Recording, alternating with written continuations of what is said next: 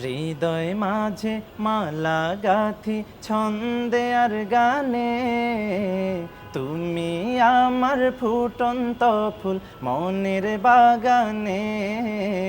হৃদয় মাঝে মালা গাথি ছন্দে আর গানে, তুমি আমার ফুটন্ত ফুল মনের বাগানে। তুমি যে প্রিয় নবী,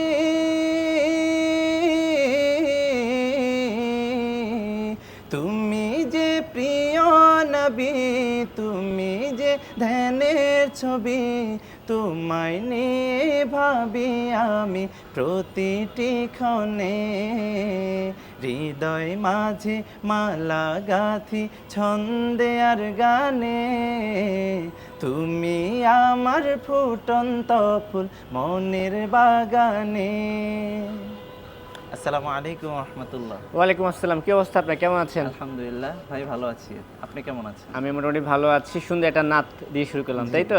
ঠিক আছে দর্শক, দেখতে পাচ্ছেন আজকে আমার সঙ্গে এই আড্ডায় আজ উপস্থিত আছেন এই সময় জনপ্রিয় একজন তরুণ নাশিদ শিল্পী তাওহিদ জামিল। আজকে তার সঙ্গে আড্ডা দেব, কথা বলবো, সঙ্গে থাকুন। আর বড় মতো আপনাদের সঙ্গে আছে আমি তানভীর হাসান। তারপর রমজান মাস চলছে, কেমন চলছে রমজান? এই তো আলহামদুলিল্লাহ, যেমন চলে সব সময় ওইরকমই চলছে। তবে রমজানে আমাদের কাজের চাপ একটু বেশি থাকে। যেমন রমজানের আগ থেকে শুরু হয় আমাদের এই কাজের চাপটা, যেহেতু বেশ পরিমাণ ইসলামী সঙ্গীত মানুষ রমজানে শুনে থাকে, তো সেই কারণে আমাদের কাজের চাপটাও রমজানে একটু বেশি হয়। ঈদে কি আসছে কাজ আপনার? ঈদে আলহামদুলিল্লাহ বলতে গেলে প্রতি ঈদে আমাদের কলরবের একটা ভালো আয়োজন থাকে ঈদ নিয়ে। চাঁদ রাত উপলক্ষে? চাঁদ রাত উপলক্ষে। তো আমরা এবার যেটা প্ল্যান করেছি সেটা হচ্ছে অন্যান্য ঈদে অনেক বেশি সঙ্গীত আমরা করে থাকি। আচ্ছা। বেশ কিছু সঙ্গীত আমরা দিয়ে থাকি, যেহেতু আপনারা জানেন যে আমাদের সঙ্গীত শিল্পীর সংখ্যা মোটামুটি অনেক বেশি বাংলাদেশে বর্তমানে। তো অনেক সঙ্গীত যেহেতু হয়ে যায়, আমরা এবার চিন্তা করেছি ভালো দু একটা সঙ্গীত আমরা করব ঈদে। তো সেটার প্রস্তুতি এখনো চলছে, কাজ করছি সেটা নিয়ে। তো আশা করছি দর্শকদের সেগুলো ভালো লাগবে। ঈদের আগে আগে আমরা পেয়ে যাবো, হ্যাঁ তাই তো? ইনশাআল্লাহ ইনশাআল্লাহ। ঠিক আছে। তাওহিদ জামিল বাংলাদেশে নাশিদ শিল্পে অনেক জনপ্রিয়। আপনার কাছে কি মনে হয়, জনপ্রিয় আপনি? সেটা আমাদের দর্শকরা ভালো বলতে পারবে। আর আমি যতটুকু আমার উপলব্ধি বা আমি যতটুকু বুঝি, আমাকে মানুষ অনেক ভালোবাসে, এতটুকুই বুঝি। আর ভালোবাসা পাওয়াটাই একটা প্রাপ্তি। সেটাই। কিন্তু এই ভালোবাসার প্রাপ্তি শুরু হলো কিভাবে? তাওহিদ জামিল আসলো কিভাবে এই লাইনে? আমি সঙ্গীত যখন বুঝি, ইসলামী সঙ্গীত যখন বুঝি, সেটা 2004 সাল। আচ্ছা। তখন থেকে আমি ইসলামী সঙ্গীতটা বুঝি। আর 4 সালে? 2004 এখন চলছে সাল। 25 সাল। হ্যাঁ। মানে হচ্ছে 21 বছর আগের গল্প। হ্যাঁ। আপনার বয়স কত? আমার বয়স আলহামদুলিল্লাহ এখন 26। আচ্ছা, না আমি একটু কম ভেবেছিলাম, এই জন্য আমি কনফিউজ হয়ে গেছিলাম যে 4 সাল হলে এখন বয়স কত? না, এই জিনিসটা নিয়ে একটু বলি আমি। আমাকে অনেকেই ভাবে অনেক ছোট, হ্যাঁ। মানে বয়সে অনেক ছোট ভাবে। অথবা আমি তো মাদ্রাসার লাইনে পড়াশোনা করেছি, তো আমি যখন বিভিন্ন প্রোগ্রামে যাই তখন মাদ্রাসার ছাত্র ভাইরা ভাবে হয়তো এখনো পড়াশোনা করছে, ক্লাসমেট, ব্যাচমেট। তো আমার বয়সটা আসলে ওইভাবে বোঝা যায় না। আর ইসলামী সঙ্গীতটা আমি শিখেছি বা দেখেছি আমার বোনদের থেকে। আচ্ছা। আমার বোনেরা অনেক ইসলামী সঙ্গীত চর্চা করতো, ওনাদের কণ্ঠ মাশাআল্লাহ অনেক বেশি সুন্দর ছিল। তা আমি দেখতাম ওই সময় যে ওনারা ইসলামী সঙ্গীত গাইছে, বা এলাকার মাহফিলে, ওই সময় তো এলাকার মাহফিলগুলোতে এলাকার যেসব যারা মানে সঙ্গীত গাইতে পারে তাদের ভিড় জমে যেত একদম সঙ্গীত গাওয়ার জন্য, গজল গাওয়ার জন্য। তো আমাদের এলাকার একটা মাহফিলে সঙ্গীত গাইতে হবে, সেই জন্য আমার ছোট বোনদেরকে আমার বড় আপু সঙ্গীত শেখাচ্ছে। এটা আমি দেখেছি, আমার মানে ওইটাই আমার মনে পড়ে আর কি, ইসলামী সঙ্গীতের প্রথম যে দিকটা। তো আমি বড় আপুকে বললাম যে আপু আমাকে সঙ্গীত শেখাবেন? আপু বলল তুমি গাইতে পারবা? বললাম হ্যাঁ অবশ্যই গাইতে পারবো, আমাকে শিখান। তখন আমার বড় আপু আমাকে শিখালো, প্রশংসা সবই কেবল তোমারই রাব্বুল আলামিন। আমার খুব পছন্দের একটা নাশিদ। হ্যাঁ, ওই সঙ্গীতটা দিয়েই আমার প্রথম সঙ্গীত শেখা শুরু, এবং ওইটা আমি খুব ভালোভাবে গিয়েছিলাম। আমার আপু অনেক খুশি হয়েছিল, আমার সব আপুরা অনেক খুশি হয়েছিল এটা শুনে। তখন থেকে আস্তে আস্তে আমার তখন আমার আপু যখন দেখলো যে আমি ভালো গাইতে পারি, তখন আমাকে আরও শেখালো। এবং আমি তাহলে আজকে একটু আবদার করে রাখি, আজকে এই নাসিদটা শুনবো, আপনার সঙ্গে আমিও কণ্ঠ মেলাবো। আমার খুব খুব পছন্দের একটা নাসিদ, এবং এই নাসিদটা গিয়ে আমি জীবনে অনেক প্রাইজ পেয়েছি। আমার হয়তো ওই সঙ্গীতটা পুরোপুরি মনে নাই। আর প্রথমটুকু হবে, আমি আপনাকে আচ্ছা, মনে আচ্ছা, করে দিব, ঠিক আমার আছে। মনে আছে। কিন্তু এই যে একটু আগে বলছিলেন যে একটা সময় দেশে এই যে মাহফিল হতো, তারপর আপনি পেয়েছেন কিনা আমি জানি, আমি ছোটবেলা পেয়েছি ঈদের দিন সকালবেলা যারা এলাকায় হচ্ছে একটু ভালো নাশিদ বা গজল গাইতে পারতো, ঈদগাহে। সকালবেলা ঈদগাহে কিংবা মসজিদে মানে একটা ভিড় লেগে যেত যে আজকে ঈদ, এবং এটা একটা আলাদা আমেজ ছিল। হ্যাঁ, এখন আমেজ হারিয়ে ছিল। গেছে বিষয়টা। হ্যাঁ, হ্যাঁ, এটা এখন নাই। এবং গ্রামের মাহফিলগুলো তো ওইরকম এখন দেখা যায় না। হ্যাঁ, এই যে এখন- গজল হ্যাঁ। গাওয়াগুলা। আগে তো গ্রামের মাহফিলগুলোতে প্রফেশনাল কোনো শিল্পীকে নেওয়া হতো না সঙ্গীত গাওয়ার জন্য।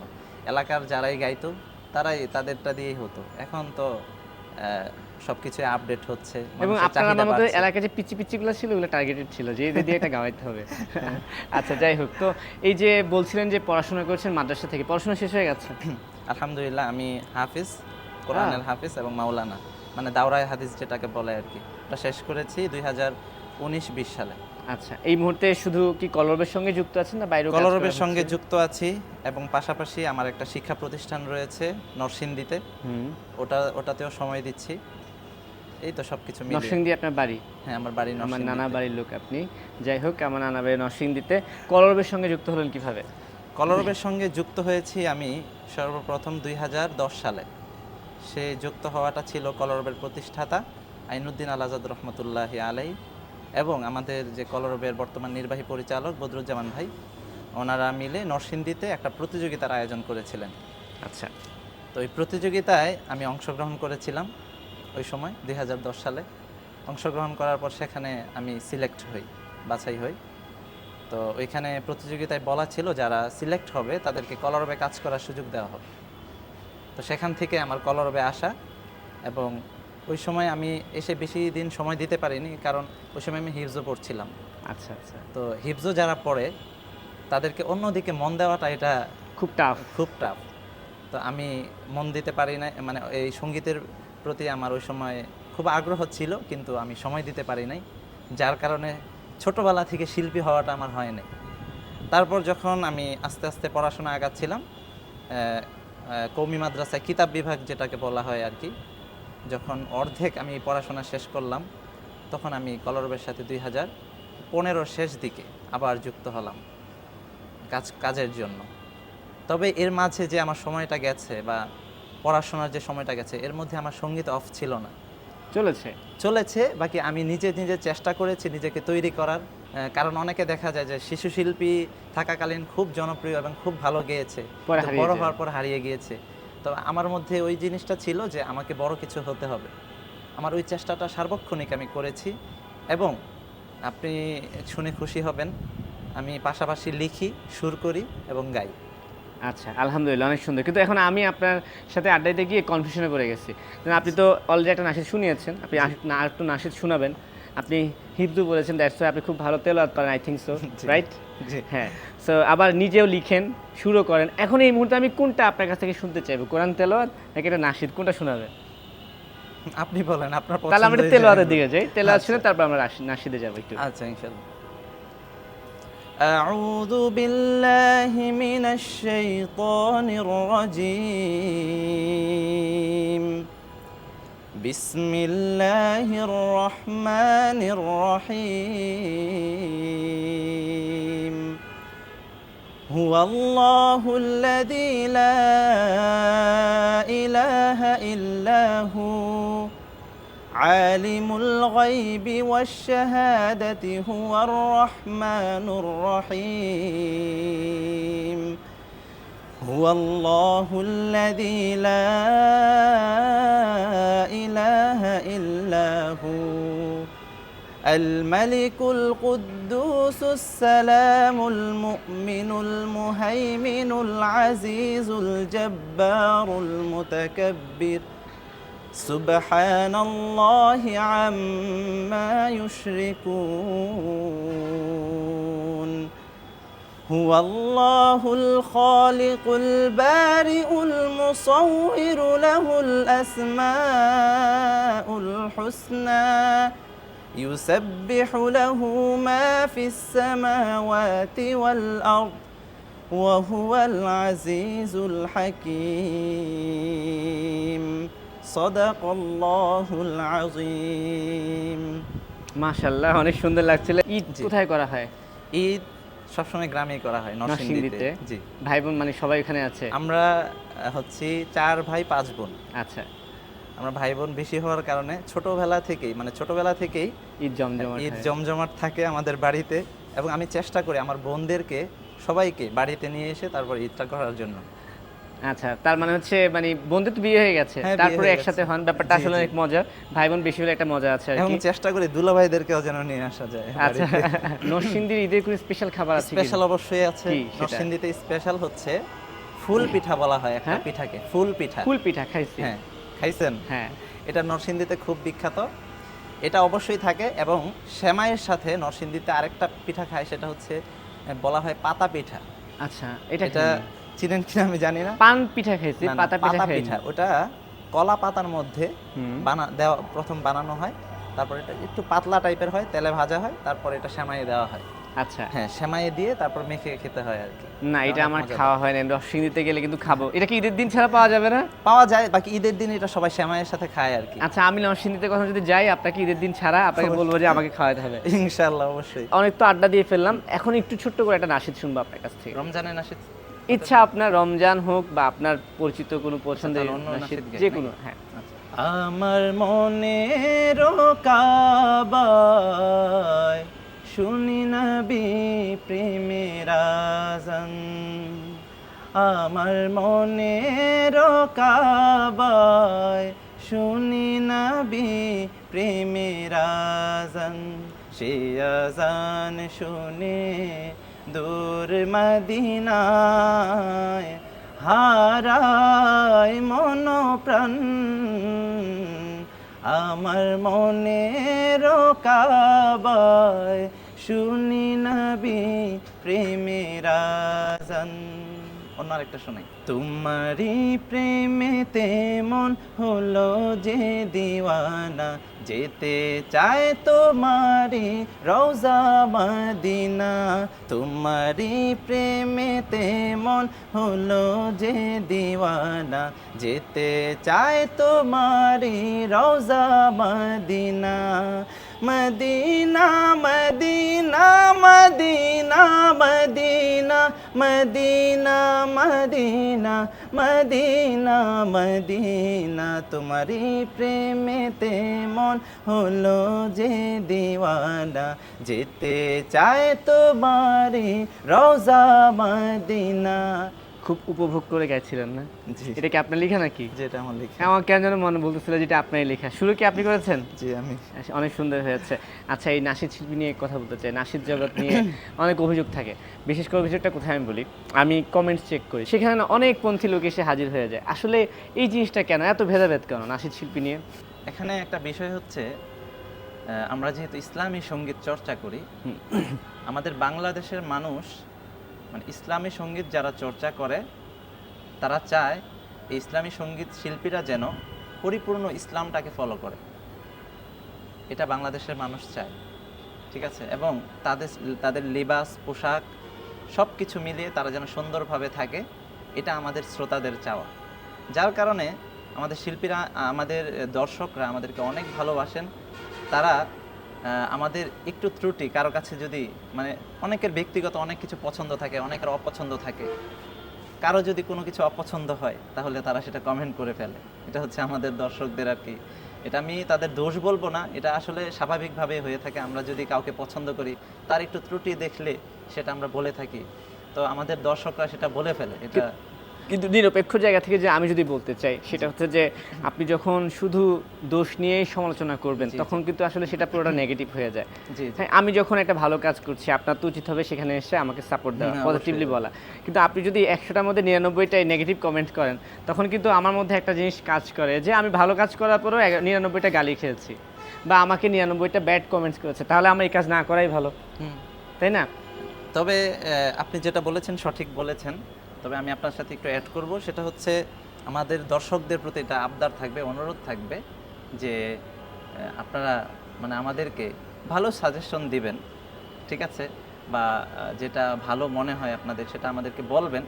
বাকি একটু নেগেটিভ ভাবে না বলে পজিটিভ ভাবে বললে সমালোচনাটা আসলে হ্যাঁ। অনেকভাবে করা যায়, গালাগালি দিয়ে করাটা জি, ঠিক জি, না। right, সমালোচনার right, ভাষা অনেক সুন্দর হতে right, পারে, right. সাজেশন হতে পারে, উপদেশ হতে পারে। বাংলাদেশের মিডিয়া নিয়ে আপনাদেরই নাটক শিল্পীদের অনেকের একটা অভিযোগ থাকে যে বাংলাদেশের প্রধান গণমাধ্যমগুলোতে জি। নাশিদ শিল্পীদের সেভাবে স্থান দেওয়া হয় না।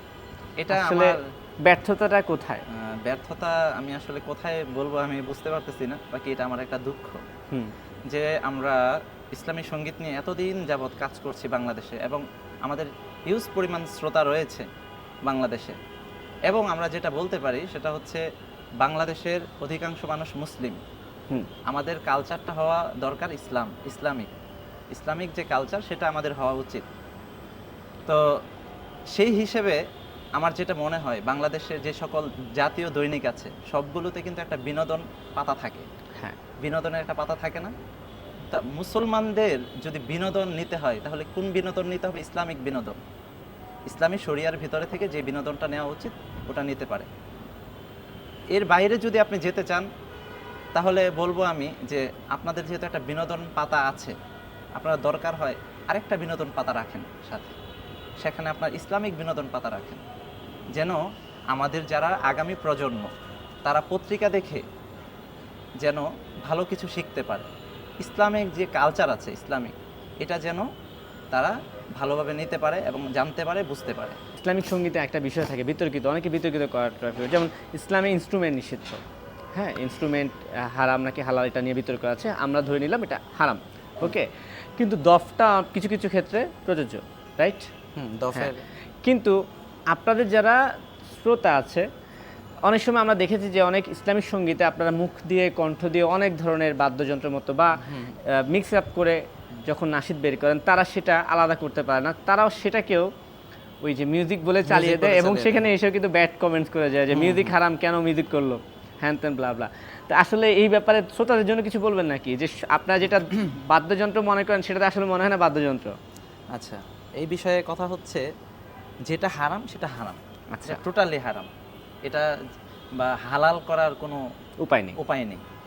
তো আমরা যেহেতু জানি, বুঝি, আমরা বুঝে শুনে নিজেরাও হারাম কাজ করব না, আমাদের দর্শকদেরকে হারাম উপহার দিব না। তবে যতটুকু যেহেতু এখন প্রযুক্তির যুগ, কম্পিউটারাইজ করে বা যতটুকু প্রযুক্তি আমাদের হাতে আছে ওইগুলো ব্যবহার করে যতটা সুন্দর করা যায় অতটাই আমরা করি। তো আমরা চেষ্টা করি ভোকাল দিয়ে পিছনে কিছু কর্ড ক্রিয়েট করার, এবং পিছনে একটু দেখা গেছে রিদম বা হামিং, এগুলো দিয়ে আমাদের সঙ্গীতটাকে সুন্দর করা।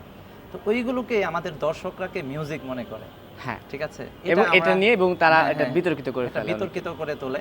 এখন আমি একটা নাশিদ গাবো, তারপর শেষ করব। জি অবশ্যই। প্রশংসা সবই তেবল তোমার, এইটা অল্প একটু গাবো। আমি শুরু করব নাকি আপনি শুরু করবেন? আপনি শুরু করেন। ঠিক আছে, আমি সবগুলো শুরু ওকে করব। দর্শক, আজকে তাওহীদ জামিলের একটা টেস্ট হবে, ওকে? রেডি? প্রশংসা সবই কেবল তোমারই, প্রশংসা সবই কেবল তোমারই, রব্বুল আলামিন, দয়ালু মেহেরবান, করুণায় অফুরান, দয়ালু মেহেরবান, করুণায় অফুরান, আর কেউ নয় তুমি মালিক, শেষ বিচারের দিন, শেষ বিচারের দিন। আর গাইবেন? এত সুন্দর গান কেন আপনি? না, চমৎকার কণ্ঠ। এটা আমার ছোটবেলায় খুব পছন্দের একটা গজল। নাশিদ, এবং আমি স্কুলে যখন, আমাদের এখন হয় কিনা আমি জানি না, আমাদের সময় চালু ছিল যে রবীন্দ্র প্রতিযোগিতা, রবীন্দ্রনাথ, নজরুল সঙ্গীত, ইসলামিক গজল, আজান দেওয়া, তেলাওয়াতের প্রতিযোগিতা হতো, তখন আমি ইসলামিক সঙ্গীত গাইতাম এবং আমি প্রতিবার ফার্স্টই হইতাম এটা গিয়ে। আচ্ছা, ঠিক আছে, আমরা একদম শেষে চলে আসলাম। তাওহীদ জামিল, এই মুহূর্তে জানতে চাই যে আসলে ইন ফিউচার প্ল্যান কি আপনাদের বা আপনার? আমরা যেহেতু ইসলামী সঙ্গীত নিয়ে কাজ করি, আমাদের একটা টার্গেট আছে, সেটা হচ্ছে বাংলাদেশের মানুষ যেন বাদ্যযন্ত্র এবং হারামের মিশ্রণে যে সকল সঙ্গীত হয় ওই সকল সঙ্গীতকে পরিহার করে আমাদের যে সকল ইসলামী সঙ্গীত রয়েছে এগুলোকে গ্রহণ করে এবং সেইগুলোকে চর্চা করে, সবার মধ্যে লালন করে। এটা আমরা চাই, এবং বাংলাদেশের মানুষ যেন ইসলামিক কালচার যেটা আছে এটাকে গ্রহণ করে। সেই লক্ষ্যে আমাদের আসলে কাজ করা, এবং আলহামদুলিল্লাহ আমরা বলতে পারি আমরা আস্তে আস্তে সফল হচ্ছি। আল্লাহ পাক রব্বুল আলামিন আমাদেরকে পরিপূর্ণ সফলতা দান করবেন। ঠিক আছে, আপনার জন্য অনেক শুভকামনা। এখন আপনার তো অনেক ভক্ত আছে, জি, ঠিক আছে, এই ভক্তদের উদ্দেশ্যে কিছু বলে দেন ক্যামেরা দিয়ে তাকিয়ে। ভক্তদের উদ্দেশ্যে বলবো, যেহেতু আপনারা আমাদের সাথে রয়েছেন, আমাদের সঙ্গীত শোনেন, অবশ্যই আপনাদের মন্তব্য আমরা নেব, তবে সেটা সুন্দরভাবে আপনাদের মন্তব্যটা আমাদেরকেও দিতে হবে, তাহলে আমরা ইনশাল্লাহ গ্রহণ করব।